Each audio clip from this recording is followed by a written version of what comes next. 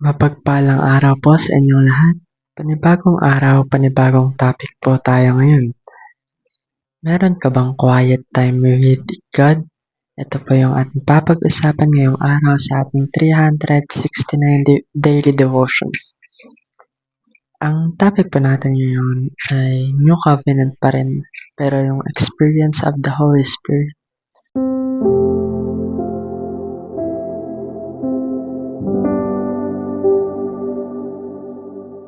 Ano nga ba ang ibig sabihin na to? Under the New Covenant, yung pagliligtas sa atin ng ating Panginoon, ay may binigay siyang Holy Spirit sa atin bago siya umakyat nga 'di ba sa langit. So, especially sa mga believers na tumanggap kay Kristo, natatanggap din nila yung salvation ng God.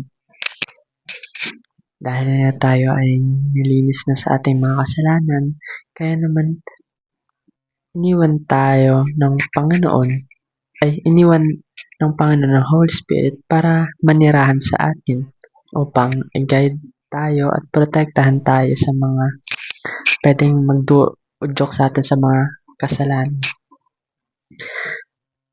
So, dahil nga di natin kakayanin ang sarili natin na di natin maasahan yung sarili natin na umiwas sa mga makasalanan or sa mga tukso dahil nga minsan masinusunod natin ang flesh natin.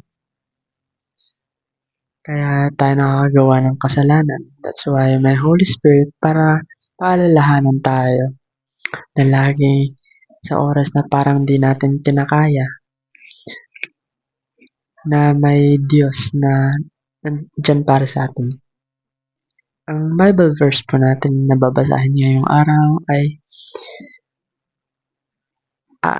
Acts 1 verse 8 at ang sabi dito, "But you will receive power when the Holy Spirit comes on you, and you will be my witnesses in Jerusalem and all Judea and Samaria and to the ends of the earth."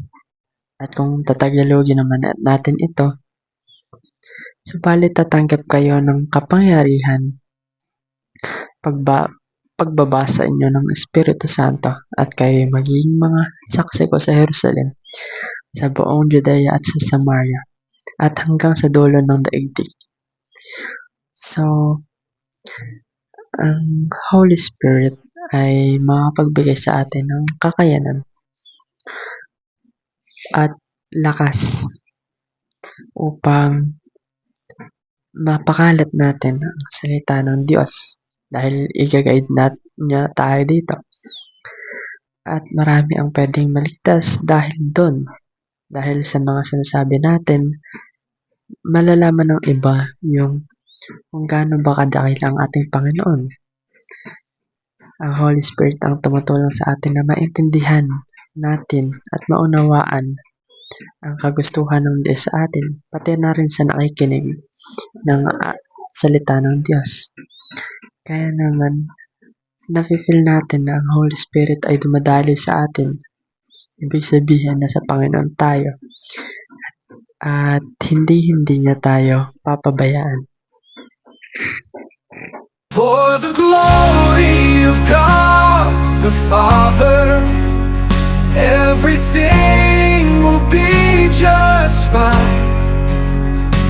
Your joy will return